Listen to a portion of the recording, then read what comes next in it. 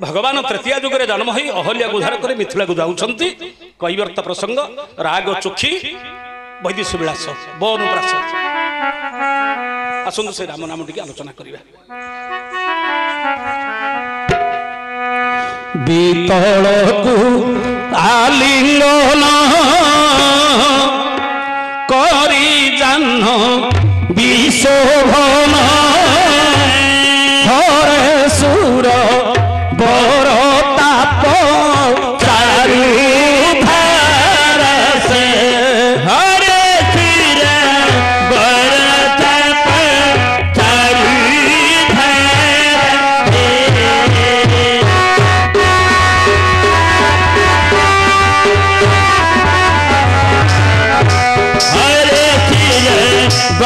ताप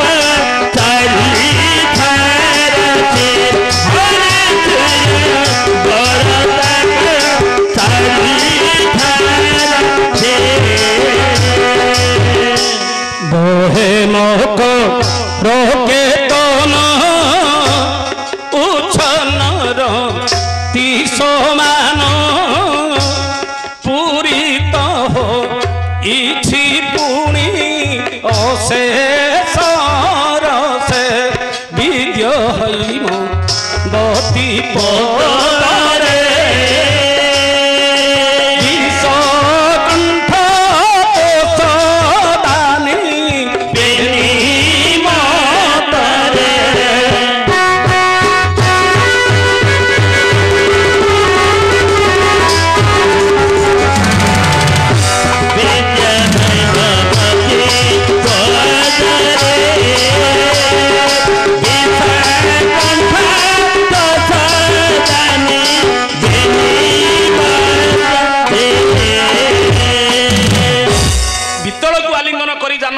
हरे सुरवर ताप चारुधारा से वितल को विशेष तल को आलिंगन कर जानवी जे गंगा शोभा पाँच गोटे अर्थ अतल सुतल वितल तृतीय पाताल को भेद कर जानवी जे गंगा बही जाइए गोटे अर्थ बी तल कु बी बोलते आकाश तल जे पाताल कु बोलते पृथ्वी स्वर्ग मर्त्य पाताल तीन पर को आलिंगन कर जानवी जे गंगा शोभा पाँच गोटे अर्थ कहीं गंगा तीन पुर प्रवाहित स्वर्ग रे स्वर्ग गंगा मर्त्य रे मर्त्य गंगा पाताल रे पाताल गंगा स्वर्ग रे गंगांगर ना होची मंदाकिनी मर्त्य रे गंगांगर ना होची भागीरथी पाताल रे गंगांगर ना होची भोगवती गंगा तीन पुर रे प्रवाहित हरे सुरवर ताप चारुधारा से हेले सूरज देवता देवता मानक भितर बर हेले श्रेष्ठ इंद्र इंद्रंग ताप को हरण करती किए से ना स्वर्ग गंगा मर्त्य गंगा कहार ताप को हरण करती हरे सुरवर सूरज सूर्य बर जे किरण सूर्यंगर किरण ताप को हरण करती मर्त्य गंगा पाताल गंगा कहार ताप को हरण करती हरे सुरवर सुर नहीं सु रब रब बोले शब्द उड़िया भाषा सु रबर सुसु शब्द कहार सर्प मानकर सर्प मानकर बास होची पाताल तेणुक पाताल गंगा कहार ताप को हरण करती सर्प मानकर ठीक हरे सुरवर ताप चारुधारा से बहे मकर केतन उच्छन्न रति समान मकर और केतन मकर केतन जो ध्वज कंदर्प जमी रति की आलिंगन कला भली पृथ्वी की गाढ़ आलिंगन कर गभीर भाव में बही जाइछन्ति पुणी मकर जे कुंभीर केतन जे माछ असंख्य संख्यार माछ कुंभीर भर्ती परिपूर्ण होकर गंगांगर गर्भरे रही बहे मकर केतन उच्छन्न पूरित होती पुणी अशेष रसे विद्य हैमवती पदरे विश्वकंठ तोषदानी बेनिमतरे हैमवती पदरे विद्यमान होती पार्वती हैमवती पदरे विद्यमान होती गंगा गंगा कहीं पार्वती हिमालय जात गंगा मत हिमालय जात हेले विश्वकंठ तोषदानी विश्वकंठ नीलकंठ नीलकंठ जे शिव शिव को तोषदान करती किए से हैमवती जो पार्वती पार्वती पुणी विश्वकंठ से नीलकंठ नीलकंठ हूँ राजहंस मानकर राजहंस मान तोषदान करती किए से हैमवती जे गंगा ये गोटे पद गोटे स्वर गला से चोखी राग किंतु आउ गोटे स्वर हो विष्णु पदी विष्णु पद इकार भेद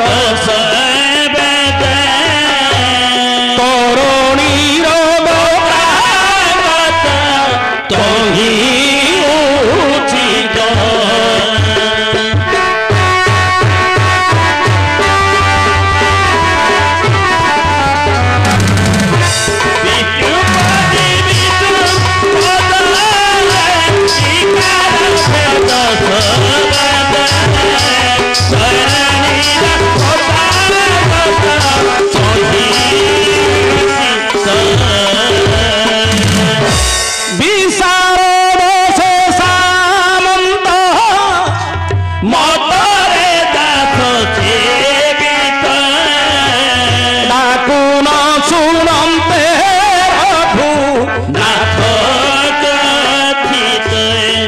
বিষধর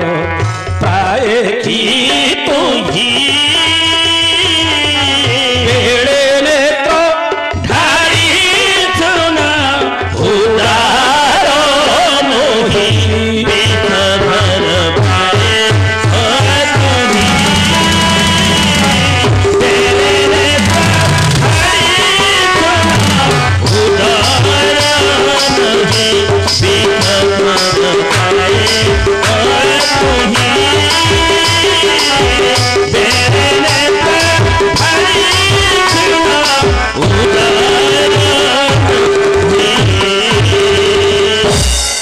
বিষ্ণুপতি বিষ্ণুপদ ইকার ভেদ শবদ তরণীর গতাগত কহি উচিত বিষ্ণুপতি যে গঙ্গা বিষ্ণুপদ যে আকাশ আকাশ গঙ্গাକୁ କାହିଁକି ବିଷ୍ଣୁପତି ବୋଲି କୁହାଗଲା କାହିଁକି ନା ବିଷ୍ଣୁଙ୍କର ପାଦର ନଖ କୋଣରୁ ଜନ୍ମ ହୋଇଥିବା ଯୋଗୁଁ ଗଙ୍ଗାଙ୍କର ନାଁ ହେଲା ବିଷ୍ଣୁପତି ହଁ ଆକାଶକୁ କାହିଁକି ବିଷ୍ଣୁପଦ ବୋଲି କୁହାଗଲା କାହିଁକି ନା ବାମନ ଅବତାରରେ ବିଷ୍ଣୁ ଆକାଶକୁ ପାଦ ବଢେଇଥିଲେ ହଁ ହଁ ହଁ ଏଣୁକରି ଆକାଶର ନାଁ ହେଲା ବିଷ୍ଣୁପଦ ବିଷ୍ଣୁପଦଇ ବିଷ୍ଣୁପଦୀ ବିଷ୍ଣୁପଦ ଇ କାର ଯଦି ଦୀର୍ଘଇକାର ନଥାନ୍ତା ତାହେଲେ ଦିଟା ନାଁ ହିଁ ନଥାନ୍ତା ଦୀର୍ଘଇକାରରେ ଯୋଗୁଁ ଇଏ ହେଇଗଲା ଗଙ୍ଗା ସିଏ ହେଇଗଲା ଆକାଶ ହଁ ହଁ ବିଷ୍ଣୁପଦ ଯେ ଆକାଶ ବିଷ୍ଣୁପତି ଯେ ଗଙ୍ଗା ଗଙ୍ଗା এইটি ইকার প্রভেদ বলি কହୁଛନ୍ତି ନାହିଁ এইটি ইকার প্রভেদ ନାହିଁ অর্থ କରୁଛନ୍ତି যে ইকারটা দেই দেওয়া যোগু বিষ্ণুপতি যে গঙ্গা হেলা বিষ্ণুপতি যে আকাশ হেলা বিষ্ণুপতি বিষ্ণুপদ ইকার ভেদ শব্দ কো শব্দটা ভেদ করো না তরণীর গতাগত কহি উচিত তরণী নর যদি হর্ষইকার দেইকি লেখিবা এ তরণী অর্থ হব সূর্য সূর্য সূর্য কোটি গতাগত হেবার উচিত কোটি না বিষ্ণুপদ যে আকাশরে হ্যাঁ হ্যাঁ তরণী নর যদি দীর্ঘইকার দেবা তাহলে এ তরণী শব্দর অর্থ হব নৌকা নৌকা নৌকা কোটি গতাগত করিবার উচিত বিষ্ণুপতি যে গঙ্গার গঙ্গারে এই হচ্ছে ভাষা সাহিত্য বলে দেখুন আক্ষরিক অর্থ যেটা কি হর্ষইকার দীর্ঘইকার ভিতরে দুইটা অর্থ হয়ে যাচ্ছে হ্যাঁ হ্যাঁ দ্যুমণি তরণী মিত্র চিত্রভানুর বিরোচন সূর্যঙ্কর 37টা না তরণী যে সূর্য হর্ষইকার দেলে কিন্তু নর যদি দীর্ঘইকার দিয়ে দেবা তরণী যে নৌকা নৌকা হেলে সূর্য কোটি গতাগত হেবার উচিত কোটি না বিষ্ণুপতি যে আকাশ হ্যাঁ হ্যাঁ তরণী যে দীর্ঘইকার দেবা নৌকা ইয়ে কোটি গতাগত হেবার উচিত বিষ্ণুপতি গঙ্গারে গঙ্গার আচ্ছা ইয়ে যে তরণী যে নৌকা 3 জনଙ୍କୁ পারি করেছি কাহাকু কাহাকু রাম লক্ষ্মণ বিশ্বামিত্র 3 জন পারি হইଛନ୍ତି নৌকার হ্যাঁ হ্যাঁ ইয়ে যে তরণী যে সূর্য ইয়ে মধ্য 3 কাଳକୁ পারি କରୁଛି কাহাকু কাহাকু ପୂର୍ବାହ୍ନ ମଧ୍ୟାହ୍ନ সন্ধ্যা ସନ୍ଧ୍ୟା ଇଏ ମଧ୍ୟ 3 କାଳକୁ পারি କରୁଛି ତରଣୀର ଗତାଗତ ହେଉଛନ୍ତି ବିଶାରଦ ସେ ସାମନ୍ତ ମତରେ ଦାସ ସେବିତ ଡାକୁନ ଶୁଣତେ ରଘୁନାଥ କଥିତ ବିଶାରଦ ବୋଲି ବିଶେଷ ଜ୍ଞାନ ଯିଏ କି ପଣ୍ଡିତ ତାକୁ କୁହାଯାଏ ବିଶାରଦ ହଁ ହଁ ଯିଏ ବିଷୟ ରଦ ଯାହାକୁ କିଛି ଜଣା ନାହିଁ ବିଷୟବସ୍ତୁ ତାକୁ ମଧ୍ୟ କୁହାଯାଏ ଗୋଟେ ମୂର୍ଖକୁ ମଧ୍ୟ କୁହାଯାଏ ବିଶାରଦ ହଁ ପୁଣି ଅନ୍ୟ ଅର୍ଥ ଆସିବ କଣ ନା ବିଶାରଦ ରଦ ବୋଲେ ଦାନ୍ତ ଯାହାର କି ବିଷ ଦାନ୍ତ ତାକୁ କୁହାଯାଏ ବିଶାରଦ ହଁ ପୁଣି ପ୍ରକୃତ ଅର୍ଥ କଣ ନା ବିଶାରଦ ବିଶାର ବୋଲେ ମାଛ ହଁ ପୃଥୁର ମାଧ ସମକ୍ଷ ମୀନ ବୈଶାରଣ ଅନଦ ବିଶାର ସକୁଳି ଚାଥ ମାଛ ରହୁଛି 8ଟା ନା ହଁ ହଁ ଦ ଅର୍ଥାତ ଦିଏ ମାଛ କିଏ ଦିଏ কে দে କେଉଟ ଦିଏ হ্যাঁ হ্যাঁ ସେ ସାମନ୍ତ କାର ନା ନୌକାର ସାମନ୍ତ ନୌକାଟା କେଉଟ ଦ୍ୱାରା ପରିଚାଳିତ କେଉଟ ନେଲେ ତ ଯିବ ନୌକାଟା ଖାଲି ଯିବ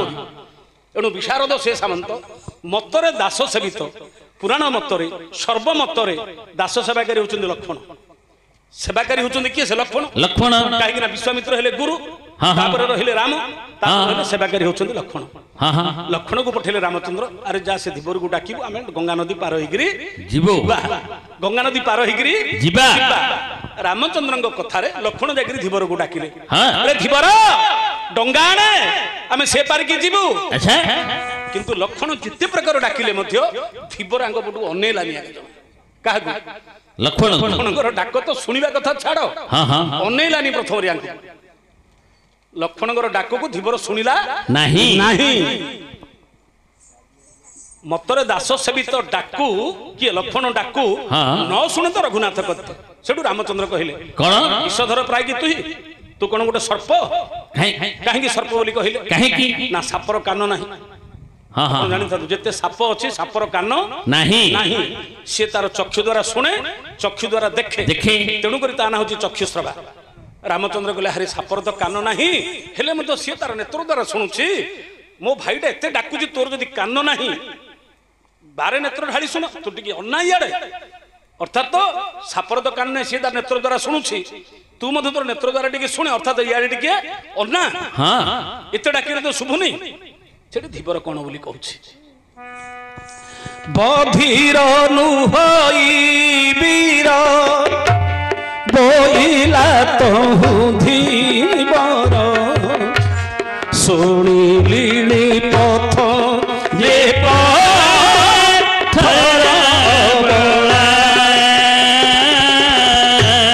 ଶୁଣିଲିଣି ପଥ ଯେ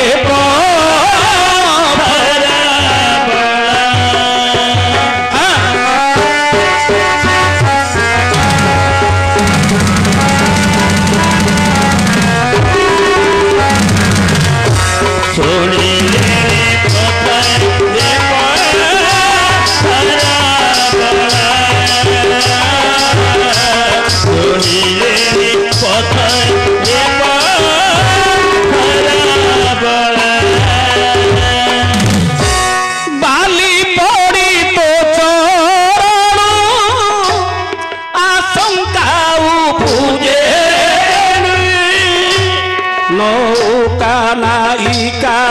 खेले बुढ़ी भेला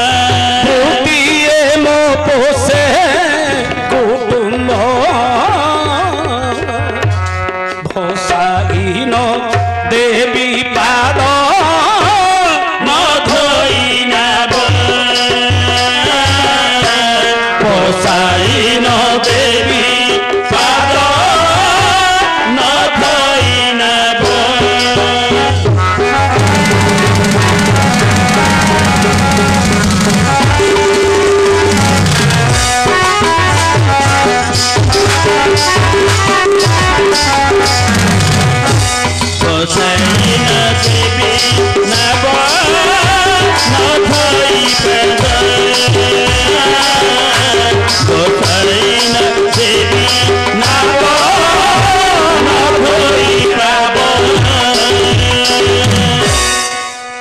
बधिर नुहईबीर बोइला तहु धीबर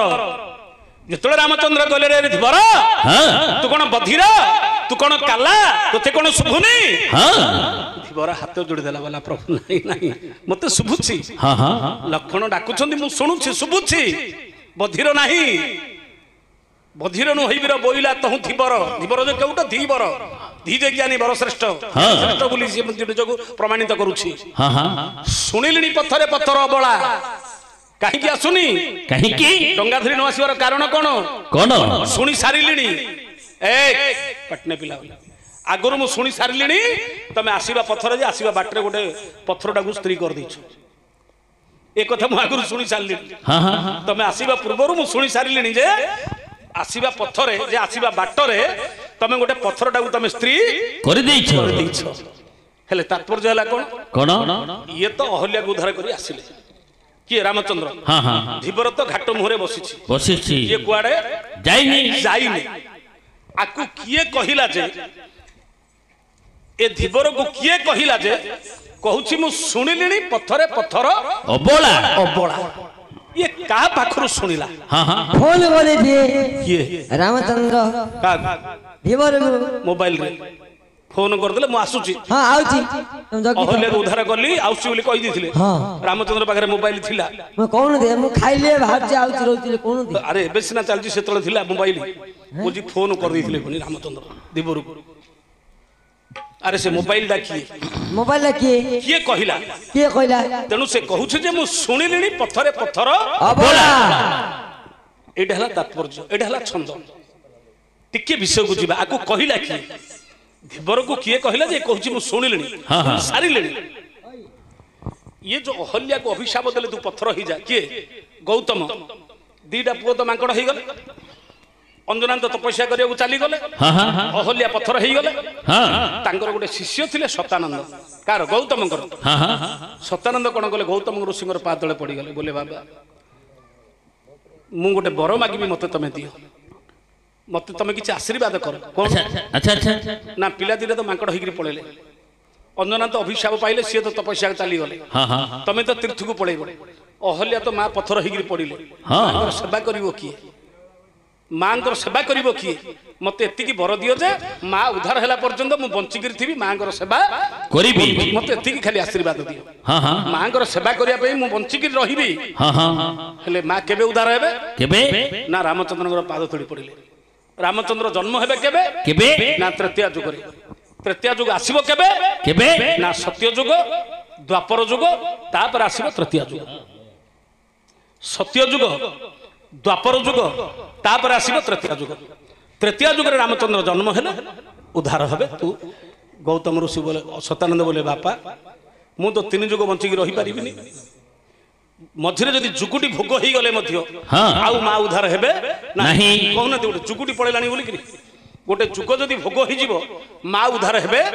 ନାହିଁ। ତେଣୁକରି ମତେ ଏତିକି ଆଶୀର୍ବାଦ ଦିଅ ଯେ ଏ ଯୋଉ ସତ୍ୟ ପରେ ଯେମିତି ଦ୍ୱାପର ନ ହେଇକିରି ସତ୍ୟ ପରେ ତ୍ରେତୟଟା ହେଇଯାଉ। ତେଣୁକରି ଦେଖୁନାହାନ୍ତି ବୋଲେ ସତ୍ୟ ହଉଛି 1, ଦ୍ୱାପର ହଉଛି 2, ତ୍ରେତୟା ହଉଛି 3। ଆମେ 1 2 3 ଡାକୁଛୁ ନା 1 3 2 1 2 3 1 2 3 ହେଲେ ସତ୍ୟ ହଉଛି 1, ଦ୍ୱାପର ହଉଛି 2, ତ୍ରେତୟା ହଉଛି 3। 1 2 3 ହେବା କଥା, ସତ୍ୟ ଦ୍ୱାପର ତ୍ରେତୟା ହେବା କଥା, କିନ୍ତୁ ଏଠି ଯୁଗଟା ପରିବର୍ତ୍ତନ ହେଇଗଲା। ଯେହେତୁ ସତ୍ୟରେ ଯଦି ଦ୍ୱାପରଟା ହେଇଯାଉଛି ଗୋଟେ ଯୁଗୁଟି ଭୋଗ ହେଇଗଲେ ଅହଲ୍ୟା ଉଦ୍ଧାର ହେବେ ନାହିଁ। କି ସତାନନ୍ଦ କହିଲେ ମୁଁ 3 ଯୁଗ ବଞ୍ଚିକି ରହିପାରିବି ନାହିଁ। ଇଏ ତ ପ୍ରଚେତସ ବ୍ରହ୍ମାଙ୍କର ପୁଅ, ବ୍ରହ୍ମାଙ୍କୁ କହିକିରି ବେଦଟା ସଂଶୋଧନ କରାଇଲେ। ସତ୍ୟ ପରେ ଯୋଉ ଦ୍ୱାପର ପରିବର୍ତ୍ତେ ଦ୍ୱାପରଟା ପଛକୁ ଘିନାଲେ, ତ୍ରେତୟାଟା ଆଗକୁ ନେଇଗଲେ। କିଛି ନାହିଁ, ସେଇ ଯୁଗକୁ ଯୁଗ ରହିଲା, କିନ୍ତୁ ଏଇଟା ଯୋଉ ପଛକୁ ହେବା କଥା ଆଗକୁ ଆଣିଲେ, ଆଗଟା ପଛକୁ ନେଇଗଲେ। ତେଣୁ ସତ୍ୟ ପରେ ଦ୍ୱାପର ନ ହେଇକିରି ସତ୍ୟ ପରେ ହେଇଗଲା ତ୍ରେତୟା। ହେଲେ ସତ୍ୟର ଅନ୍ତ, ତ୍ରେତୟାର ପ୍ରାରମ୍ଭ। ଇଏ କଣ କରନ୍ତି? ସତାନନ୍ଦ ଜନକ ଋଷିଙ୍କ ପାଖରେ ମିଥିଳାକୁ ଯାଇକିରି ବିଦ୍ୟା ଶିକ୍ଷା କରନ୍ତି। ପୁଣି ପ୍ରତ୍ୟେକ ଦିନ ଗଙ୍ଗା ନଦୀ ପାର ହେଇକିରି ଯାଇକିରି ଯୋଉ କାମ୍ୟଙ୍କ ବନରେ ପଡିଥାନ୍ତି ଅହଲ୍ୟା ପୂଜା କରିବାକୁ ଆସନ୍ତି। ହେଲେ ଗଙ୍ଗା ନଦୀରୁ ଆସିବାକୁ ହେଲେ ସେଠି 14 କୋଶ ରାସ୍ତା କାମ୍ୟଙ୍କ ବନକୁ। ପ୍ରତ୍ୟେକ ଦିନ ସକାଳୁ ଆସିଲେ ଫେରିଲା ବେଳକୁ ସନ୍ଧ୍ୟା ହେଇଯାଉଥାଏ। ସେ ଡଙ୍ଗାରେ ଆସନ୍ତି, ପୁଣି ଡଙ୍ଗାରେ ଆଉଥରେ ପାର ହେଇକିରି ଯାଆନ୍ତି। ହେଲେ ସବୁଦିନ ଡଙ୍ଗାରେ ଯିବା ଆସିବା ହେଲେ ସତାନନ୍ଦ ଧୀବର ପଚାରିଲା ବେଲା ଗୋସାଇ ମହାପୁରୁ ମୁଁ ଦେଖୁଛି କଣ ତମେ ନୀତି ଖାଲି ଇଆଡେ ଯାଉଛ, କୁଆଡେ ଆଉଥରେ ସନ୍ଧ୍ୟା ବେଳକୁ ଆସୁଛ, ସକାଳେ ଯାଉଛ ସନ୍ଧ୍ୟାକୁ ଆସୁଛ। ସତାନନ୍ଦ କହିଲେ ଧୀବର ମୋ ମା ଅହଲ୍ୟା ପଥର ହେଇକିରି ପଡିଛନ୍ତି, ମୋ ବାପା ଗୌତମ ଋଷି ତାଙ୍କୁ ଅଭିଶାପ ଦେଇ ଦେଇଛନ୍ତି, ପ୍ରଭୁ ରାମଚନ୍ଦ୍ର ଆସିଲେ ଉଦ୍ଧାର ହେବେ, ମୋ ମା ଉଦ୍ଧାର ହେଲା ପର୍ଯ୍ୟନ୍ତ ତୋ ଡଙ୍ଗାରେ ମୁଁ ଯିବା ଆସିବା କରୁଥିବି। ବୋଲେ ନୀତି ଯିବା ଆସିବା ହେଲେ ପରିଚୟ ହେଇଯିବ ନା। ଆଉ ଗୋଟେ ଗାଡିରେ ଯିବା ହେଲେ କଣ୍ଡକ୍ଟର ପଚାରିବନି କି ଆମକୁ ନୀତି କୁଆଡେ ଯାଉଛ ବୋଲିକି। ସେମିତି ଇଏ ମଧ୍ୟ ଯେତେବେଳେ ପଚାରିଲେ ଯେ ମୋ ମା ଅହଲ୍ୟା ପଥର ହେଇକିରି ପଡିଛନ୍ତି, ରାମଚନ୍ଦ୍ରଙ୍କର ପାଦ ଧୂଳି ପଡିଲେ ମା ଉଦ୍ଧାର ହେବେ, ସେତିକି ଦିନ ପର୍ଯ୍ୟନ୍ତ ତୋ ଡଙ୍ଗାରେ ମୁଁ ଯିବା ଆସିବା କରୁଥିବି। ହେଲେ ଯୋଉ ଦିନ ପ୍ରଭୁ ରାମଚନ୍ଦ୍ର ଉଦ୍ଧାର କରିଦେଲେ ତା ପୂର୍ବରୁ ସତାନନ୍ଦ ପାରି ହେଇକିରି ପଳେଇ ଆସିଲେ। ସେଇଠି ଧୀବରୁ କହିଲେ ବୋଲେ ଧୀବର ଆରେ ଆଉ କାଲି ଠାରୁ ତୋ ଡଙ୍ଗାରେ ମୁଁ ଆସିବି ନାହିଁ। बोला कहीं आसोनी प्रभु गोसाई महाप्रभु कौन भाई आसोनी ना आज प्रभुर पाद धूली पड़ी मोर माँ अहल्या उद्धार हो गले मो बापा गौतम ऋषि ग्रहण करदे एथर मोर सेवा सरला आउ कालिया तो डंगार मुझे आसबि नहीं ए कथाटा किए सतानंद ऋषि धीवर को कही एणुक धीवर कहे बोला प्रभु शुणी असल मरमुंडा तुम जानी सारी प्रभु अरे तू कि मरमुंडा जानू ना प्रभु तुम पादर जो बिहन रखीच जो बिहन पत्थर पड़े गछ हो मोर काठ डंगाटा पानी बतिक रही बिहन पड़े मात्र शीघ्र गछ हो जो पदबीज तुम अच्छी जो पदबीज पत्थर पड़े गछ हो से पदबीज मो काठ डंगाटा पानी बतिक रही से बिहन पड़ू पड़ू गछ हो अर्थात धीवर कहबार अर्थ है जे बाली पड़ी तो चरणु आशंका उपजे एणु नौका नाहिका हेले बुड़ीबो भेड़ा तो पादर बाली रे एमिति शक्ति अछि जे जो पादर बाली पड़ी गोटे पत्थरटा स्त्री हे गला काठटा काहे स्त्री न हिजो अरे काष्ठ बासण एकामत काठ जा पत्थर ता सी निर्जीव ये निर्जीव जदि गोटे पत्थरटा स्त्री हे जाउछि काठटा काहे स्त्री न हबो तापर धीवर ए अर्थ रे कहनी आशंका उपजे एणु पुनी आशंका कथाटा उधर रखि देला जे सेटा जदि स्त्री हेइ थांता से स्त्रीटा जब मत मिली था बोले ताकू आने सुंदर स्त्री मिली था घर संसार करती चूड़ा कुटिक माछ मारिक जाल बुणिक मत कुटुंबा चली जाता से कथार कहूनी बाली पड़ी तो चरणु आशंका कौन आशंका ना नौका नायिका हेले बुड़ीबो भेड़ा नौका नायिका नौका बोले डंगा नायिका बोलते स्त्री एटा गोटे अर्थ किंतु धीवर ए अर्थ कहूनी आशंका अच्छी कौन बाली पड़ी तो चरणु आशंका उपजेणु नौ नौ बोले डंगा नौ का नायिका हेले ता नायिका से नहीं मोर भेड़ा बुड़ी जीव बोले जमी गौतम ऋषि स्त्री अहल्या पत्थर होते तुम पाद धूली पड़गले स्त्री पलटि गले गौतम ऋषि ग्रहण करदे काले का स्वामी स्त्री भितर माड़ लगी सी स्वामी अभिशाप दे तू जा डंगा होकर था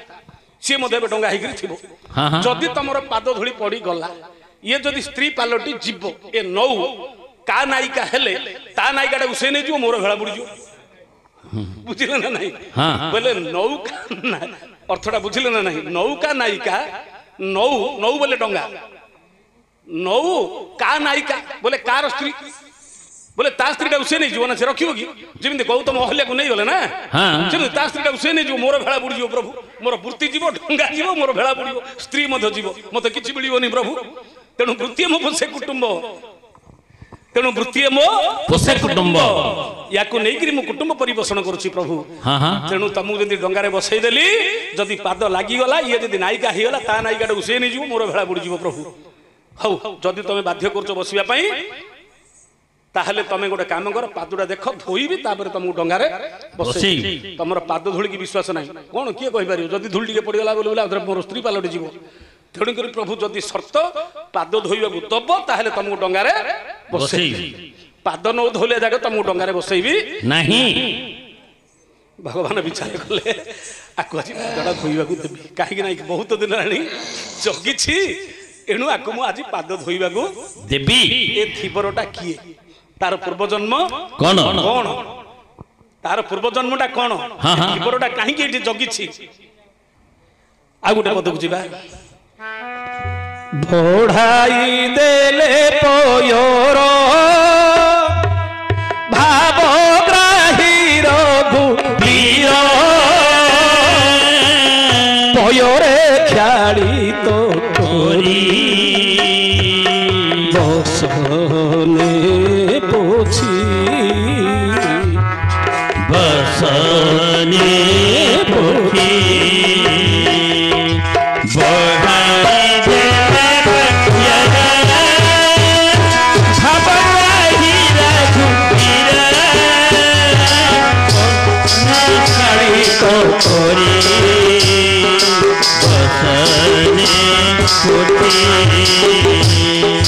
ब्रह्मारे धौत जे पद मोहिछि शिवे विषाद न पाई चरणामृत पान विज्ञानी बत धोइला विषेपति पावन नाम रहिला विज्ञानी धोइला विषेपति पावन नाम रहिला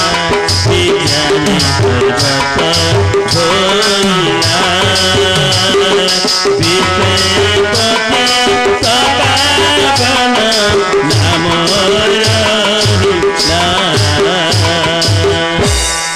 बढ़ाई देले पयर भावग्राही रघुवीर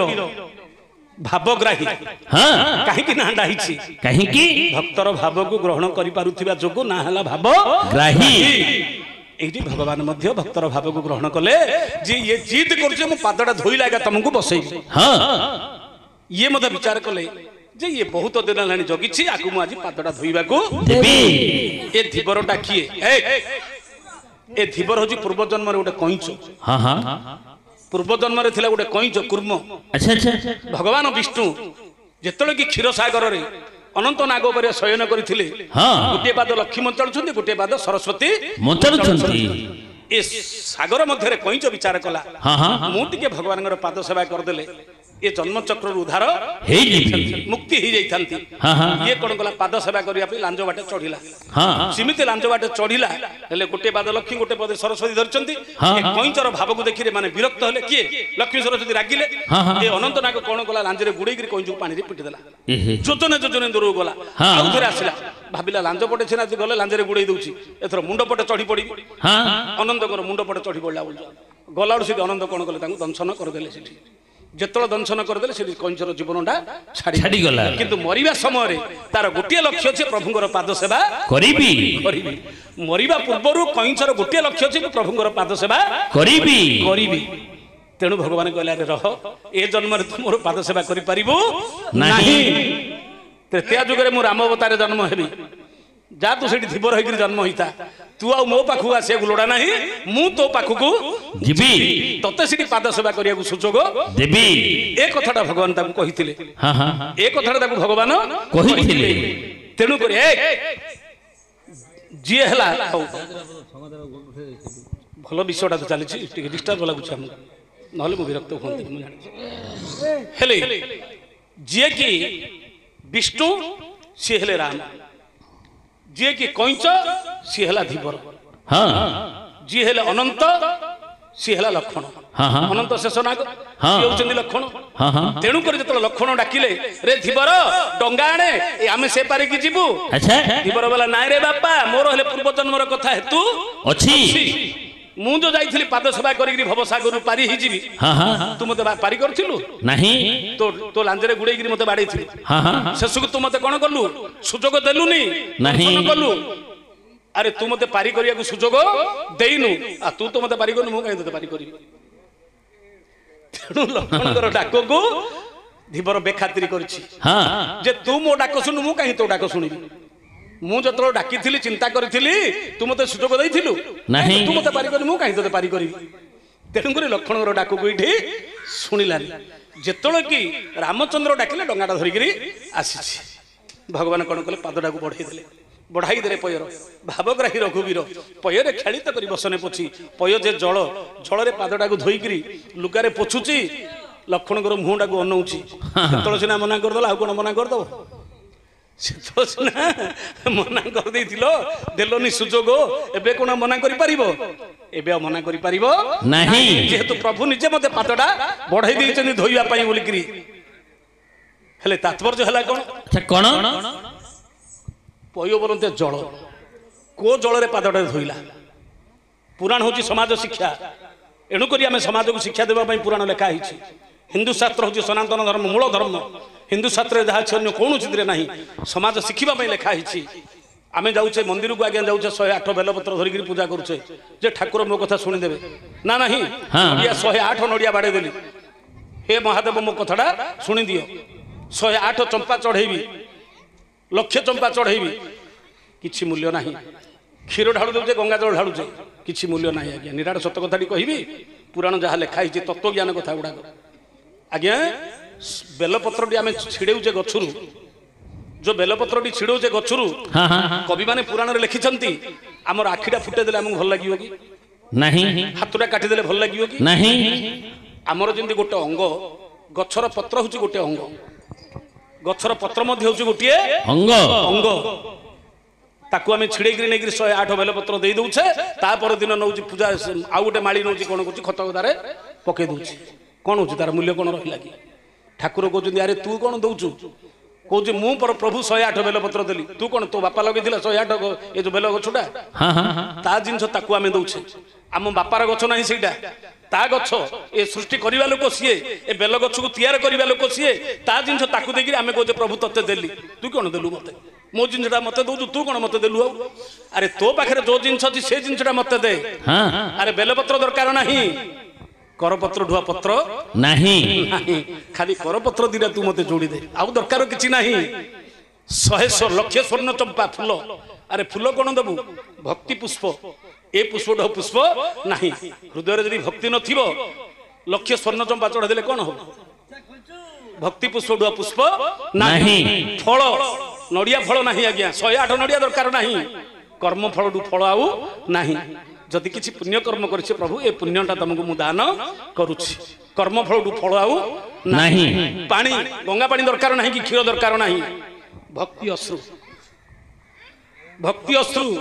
ए पवित्र जल ढो पवित्र जल संसार रे किछि नाही नाही धीवर से दिन गदगद होइछि आखिर तार धार धार लुह बही पडुछि मुंडिया मारुछि लुह जाक पादरे पड़ी जाउछि याडे लुगारे पोछि पकउछि एणु ब्रह्मारे धौत जे बदन होइछि शिवे विषाद न पाई चरणामृत पानकु इछि अर्थ करू ब्रह्मा धोई नांती कि शिव धोई नांती नाही आज्ञा फुल ब्रह्मा धोइचंती शिव धोई पारि नांती ब्रह्मा धोइचंती ब्रह्मा केबे धोइले केबे ना जेतले कि भगवान मीन अवतार हेले भाबिले पद धौत करी टिके चरणामृत को पीबी मीन अवतार पाद नाही ଫେରିକିରି ପଳେଇ ଆସିଲେ। ହଁ ତାପରେ ହେଲେ କଚ୍ଛପ ଅବତାର, ଭାବିଲେ ଏଥର ତ ପାଦ ଅଛି ଧୋଇବି, କମଣ୍ଡଳରେ ଗଙ୍ଗାକୁ ଧରିକିରି ଗଲେ ଧୋଇବା ପାଇଁ।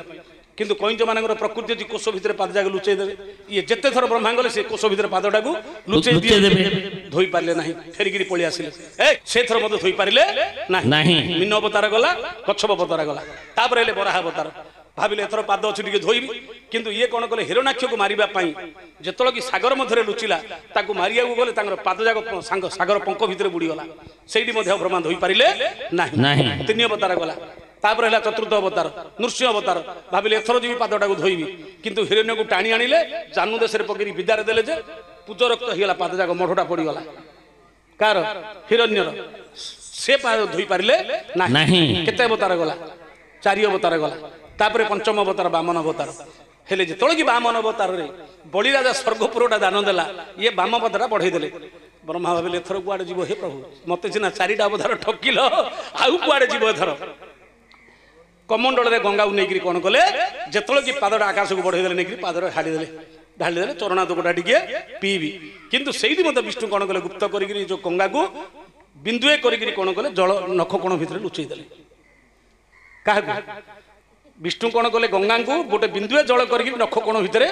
ଲୁଚେଇ ଦେଲେ। ହେଲେ ପାଦଟା ଧୋଇକିରି ଚରଣାଦୋକ ବାହାରି ଥିଲେ ସିନା ଚରଣାଦୋକ ଟିକେ ପିଇଥାନ୍ତେ, ଗଙ୍ଗାକୁ ମାତ୍ର ବିନ୍ଦୁଏ କରିଦେଲେ, ନଖ କୋଣରେ ତାକୁ ଲୁଚେଇ ଦେଲେ। ଆଜ୍ଞା ବାମନ ଅବତାରେ ବାମ ପାଦ ଆକାଶକୁ, ଗଙ୍ଗାଙ୍କୁ ଡାକିଲେ ବ୍ରହ୍ମା ଉଦକ ପାନକୁ, ଲୁଚାଇଲେ ବିଷ୍ଣୁ ତାଙ୍କ ନଖର କୋଣରେ, ଉଦକ ନ ପାଇ ବ୍ରହ୍ମା ରାଗିଲେ ମନରେ, କହିଲେ ତୁ ମାୟା କଲୁ ମୋହରିପୁରରେ, କାଳେ ନାରାଚକ ପଡୁ ତୋହରି ପାଦରେ। ସେଇଠି ବ୍ରହ୍ମା ଅଭିଶାପ ଦେଲେ, ପ୍ରଭୁ 4 ଅବତାର ଅପେକ୍ଷା କଲି, ପାଦ ଧୋଇବାକୁ ଗଲି, ଏବେ ମଧ୍ୟ ଗୁପ୍ତ କରିଦେଲ ପ୍ରଭୁ, ଗଙ୍ଗାକୁ ତମେ ଧୋଇବାକୁ ଟିକେ ଚରଣାଦୋକ ଦେଲନି। ଯୋଉ ପାଦରେ ଗଙ୍ଗାକୁ ଲୁଚେଇଲ,